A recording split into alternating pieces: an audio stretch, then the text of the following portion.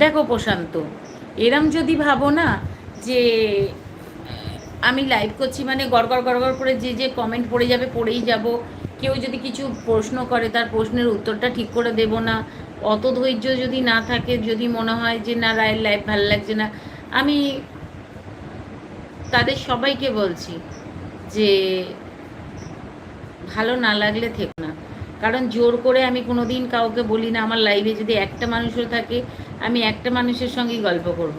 কিন্তু কারোর ভালো না লাগলে জোর করে বলবো এই থাকো থাকো থাকো, ওরকমটা বললাম না। যে আমি আমার টাইম কাটাবার জন্য, আমার ভালো লাগার জন্য আমি আমার বন্ধুদের সঙ্গে গল্প করি, তার মাঝখানে যদি কেউ ভেবে নেয় শুধুই তার কমেন্টগুলো পড়ে যাব আর কিছু বলবো না, এটা তো হয় না। তাই নয় কি? একটা মানুষ যখন কোনো প্রশ্ন করে তাকে তার উত্তরটা দেওয়ার আমার প্রয়োজন বলে মনে করি।